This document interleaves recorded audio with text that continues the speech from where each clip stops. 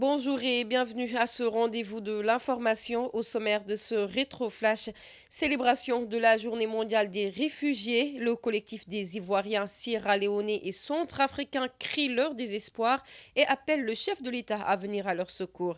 Inquiétude des candidats à quelques semaines des examens. Élèves et enseignants du lycée Ahmad Dansoko de Ouakam joignent les coudes pour relever le défi des examens.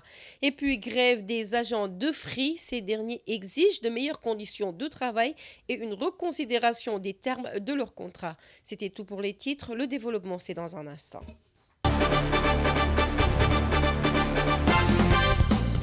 Bonjour et ravi de vous retrouver. Je vous le disais tout de suite, le Sénégal a célébré à l'échelle internationale la Journée mondiale des réfugiés, une journée célébrée autrement par le collectif des réfugiés qui ont rencontré la presse ce lundi afin d'éclairer la population sur la situation précaire dans laquelle ils vivent depuis bientôt un an. Ces derniers, de nationalités confondues, interpellent directement le chef de l'État Macky Sall pour une amélioration de leurs conditions de vie. Nous écoutons à ce propos ce reportage signé Alioune Badara Diack et Abdoulaye Wade. Initiée par les Nations Unies pour honorer les réfugiés dans le monde entier, la Journée mondiale des réfugiés est célébrée au Sénégal avec beaucoup de désolation pour ces derniers installés dans les ruelles de Mermoz et qui vivent dans une précarité extrême.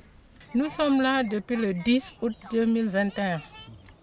Ça fait 10 mois, presque 11 mois maintenant.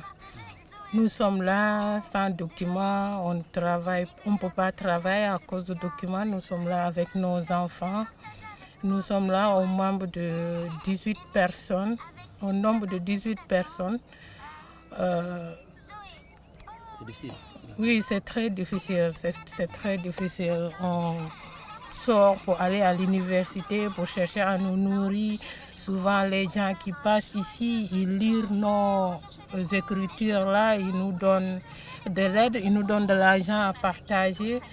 Les toilettes, on utilise les toilettes du sentier. Si on veut se laver, c'est là-bas on part. En tout cas, c'est comme ça on vit, quoi. Il y a une discrimination au niveau même du bureau sur les réfugiés. Parce qu'il y a certains réfugiés qui viennent d'autres pays, qui ont été déjà reconnus et qui ont eu problème de menaces dans ces pays, qui ont fui pour venir demander la protection au Sénégal, sont immédiatement exclus sur la liste de ICA au Sénégal. Parce qu'ils disent qu'ils ne reconnaissent pas ces personnes comme des réfugiés. Voilà. Deuxièmement, ils pratiquent une stratégie pour pousser la personne à aller encore envers le gouvernement pour pouvoir utiliser le temps et s'en débarrasser de cette. A signaler que différentes nationalités se retrouvent dans ces zones et se serrent les coudes pour survivre face à une conjoncture jugée très défavorable. 2 filles avec mon mari, il y a une Libérienne qui est là avec son frère, il y a d'autres, les Sierra-Léonais, il y a Congolais, il y a Centrafricains, tout le monde est là, on vit la même chose, quoi.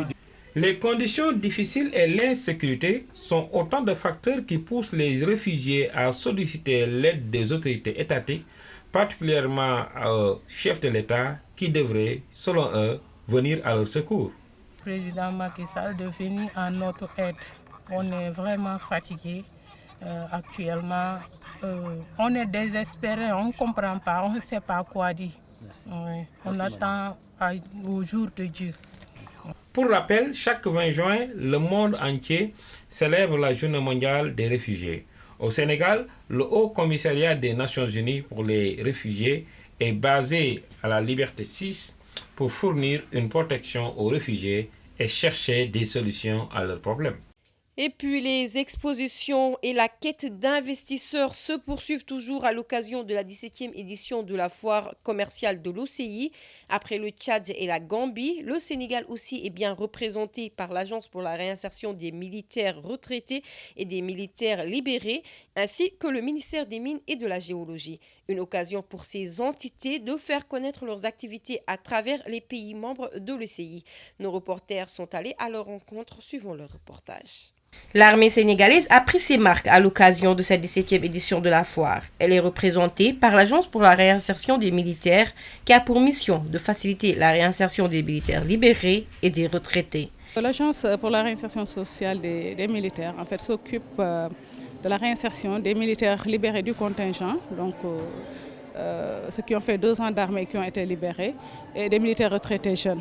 Donc ils vont à la retraite en deçà de l'âge de départ à la retraite normale qui est de 60 ans. Nous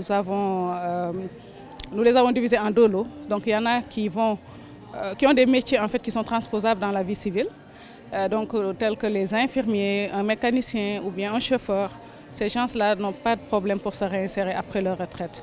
Mais vous avez l'autre groupe qui est constitué des militaires qui ont fait les métiers d'armes.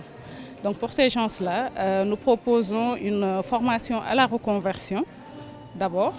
Et à l'issue de cette formation, nous essayons de les aider à se réinsérer dans le tissu économique. Alors cette formation, pour cette année, nous avons fait une innovation qui consiste à former les gens avant leur départ à la retraite. Parce qu'avant, la formation se faisait après le départ à la retraite. Donc cette année, nous avons recensé tous ceux qui vont aller à la retraite entre 2022, 2023 et 2024 et nous leur proposons une formation à la reconversion afin de leur permettre que dès qu'ils prennent leur retraite, de pouvoir se réinsérer. Et pour cette première participation, l'agence a amené des produits réalisés dans leur propre ferme en vue de se faire connaître, mais aussi d'attirer les investisseurs. Toujours en ce qui concerne cette réinsertion, il y a beaucoup de jeunes qui nous demandent d'être réinsérés, de les aider à se réinsérer dans le secteur primaire, donc tout ce qui est agriculture et élevage. Et en ce sens, l'agence a implanté plusieurs fermes dans l'ensemble du territoire national. Donc on est à Noflay, ici à côté de Sangalkam, nous sommes à Ndialakhar, nous sommes à Dara, on a aussi une antenne qui est à Ross-Béthio, on est à Anambé. Voilà. Et donc ces produits que vous voyez ici proviennent de la ferme de l'antenne de Noflay, donc qui est à côté de Sangalkam, où nous menons des activités de production d'œufs de consommation. Donc nous avons des pondeuses. Nous avons également l'activité laitière avec des vaches importées. Et le lait produit est vendu soit frais ou bien transformé. Donc nous faisons de la formation en yaourt. Également le fromage, mais uniquement sur commande. Il y a également l'agriculture qui occupe une place importante, notamment l'activité maraîchère. Et donc nous avons produit récemment de l'oignon que nous avons également exposé ici. Alors, nous sommes venus à cette 17e édition de la foire de l'OCI pour nouer des partenariats, parce qu'il y a beaucoup de pays qui sont représentés, il y a des investisseurs qui sont là également. Donc nous essayons d'avoir des partenariats avec ces institutions, mais également de se faire connaître davantage du public sénégalais. Le ministère des Mines aussi est dans la course des investisseurs et toutes les ressources minières du Sénégal sont exposées à cette foire commerciale. Cette carte représente les différentes ressources minières que le Sénégal possède. Et chaque région, vous avez vu, chaque région possède ses propres ressources minières qu'on a représentées ici. Mais ces ressources minières, si vous regardez bien, ces ressources minières se localisent plus dans les régions de Thiès et de Kédougou. Vous avez vu? Donc le Sénégal possède de l'or, possède des matériaux de construction comme le basalte, le calcaire, le granit, l'argile, et possède aussi du phosphate, possède aussi du zircon, etc. À noter que la foire commerciale est destinée à promouvoir le commerce entre les pays membres de l'OCI et à faciliter les échanges et les partenariats entre opérateurs privés. Éducation dans ce rétroflash à quelques semaines du déroulement des examens du bac et du BFM. Les candidats ne cachent pas leur inquiétude car ils sont restés 3 mois sans cours à cause de la grève des syndicats d'enseignants. D'ailleurs, ils ont déjà constitué des groupes de travail pour mieux comprendre les cours, mais ils ne sont pas seuls. Certains de leurs professeurs ont choisi d'abréger leur week-end pour les accompagner. C'est le cas au lycée Amadan Soko de Ouakam. C'est un reportage signé Aïssatou Faye-Bodian et Léa Niafouna. Élève en classe de terminale, Yaye Bintangom est très inquiète. Selon elle, c'est sûr que le programme ne sera pas achevé pour cette année. Alors, il n'est pas question de perdre encore plus de temps. Elle et ses camarades ont déjà constitué un groupe de travail pour s'entraider. Pas fini. En ce moment, on a terminé en portugais et PC. Il y a d'autres élèves qui font SVT qui n'ont pas encore terminé le programme. Et d'autres matières, français, maths, anglais, philo et AG aussi. On fait des travaux de groupe. Il y a d'autres élèves qui font des cours de soir pour faire le renforcement. Mais nous, comme moi et mes amis, on se rassemble chaque soir à l'école pour faire des groupes de travail. On s'entraide parce qu'en ce moment, nous sommes perturbés à cause des grèves aussi. Et ça ne nous arrange surtout pas. Dans un mois, elle devra passer les épreuves du BFM et pourtant, Anna Sow a du mal à comprendre les leçons car le rythme de progression des cours est insoutenable selon elle. On peut dire oui, on peut dire aussi non. Des fois on comprend, des fois on ne comprend pas. Parce que les matières scientifiques demandent de l'explication alors que les matières, donc le français et autre chose, peuvent ne pas être demandées à être expliquées. Parce que français, on peut le réviser correctement, alors que les matières scientifiques, ça demande de l'explication. Et aussi, les profs français et, je veux dire, les profs PC et maths autres viennent faire le cours rapidement, alors que les élèves doivent comprendre et suivre. Ils ne se rendent pas compte qu'il y a d'autres élèves qui ne comprennent pas leur matière. Conscients des heures perdues avec la grève, certains professeurs n'ont pas hésité à abréger leur week-end pour mieux accompagner les candidats. Si on se dit qu'on a à côté d'autres élèves qui sont peut-être dans les écoles privées, qui n'ont pas eu ce problème, donc il faut que nous fassions tout pour que nos élèves, quand ils vont à l'examen, qu'ils aient au moins la même chance par rapport aux autres. Bon, la majeure partie, c'est des cours carrément, parce qu'il y a des professeurs qui n'aiment pas trop les polycopes. Parce que tout simplement, il y a des élèves qui, si vous leur donnez des polycopes, cela veut dire qu'ils ne révisent pas cela. Mais comme on l'a dit, heureusement, il y a des parties du programme qui sont déjà éliminées. Ça amoindrit un peu la tâche, bien que c'est toujours difficile, parce que ce n'est pas agréable quand même d'aller à l'examen et qu'on donne un sujet et que l'élève dise que je n'ai pas fait telle chose. Vraiment, ça fait du mal au professeur parce que c'est comme si on l'accusait. Et vouloir être quitte avec notre conscience, donc, on est obligé de venir à des jours qui ne sont pas des jours de cours. Même avant les grèves, nous venions les samedis. Il y a d'autres profs aussi qui viennent. Maintenant, encore plus avec les grèves, nous venons pour essayer de rattraper le temps qu'on a perdu. En masse, ils viennent en masse. Ils sont très intéressés, surtout ceux de 3e et de terminale. D'ailleurs, ce sont les cours du week-end qui ont permis à ce professeur de physique-chimie de terminer son programme en TL2. Donc, j'ai terminé aujourd'hui. Tout simplement, ça restait tout simplement une seule leçon, qui est l'aspect ondulatoire et l'aspect corpusculaire de la lumière. Mais c'est à cause des samedis qui m'ont permis tout simplement de terminer en ce moment.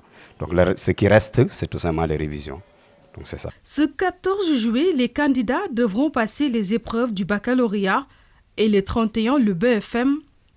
Malgré les 3 mois de grève des syndicats d'enseignants, les candidats ne comptent pas baisser les bras. Ils comptent tout faire pour se donner plus de chances pour réussir à leurs examens. Et puis, toujours dans ce contexte, le QSEMS rappelle au gouvernement les autres points de revendication tels que la résorbation des abris provisoires, la revue du programme scolaire, le cadre de l'école suite au respect pour le moment des accords signés avec le gouvernement.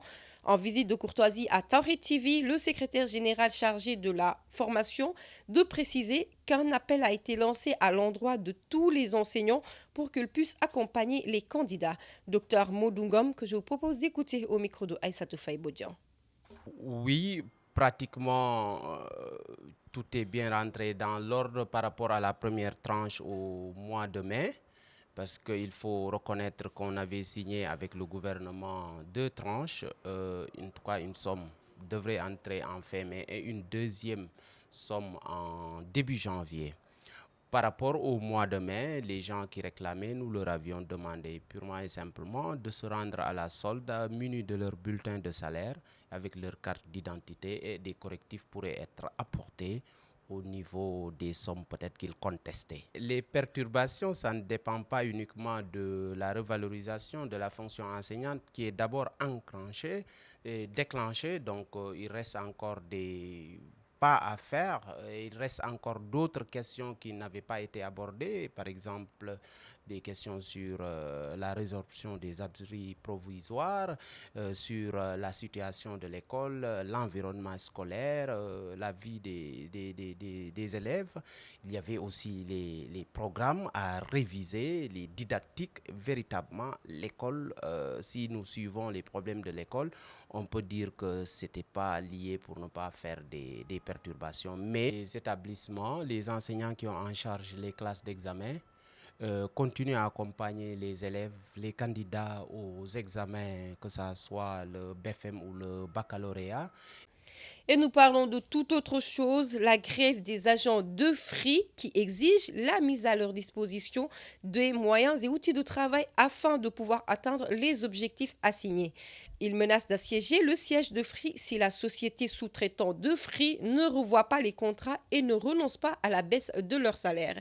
Dame Diène, membre de la coordination des agents de Free Money, que nous écoutons au micro de Aïssatou Faye Bodian.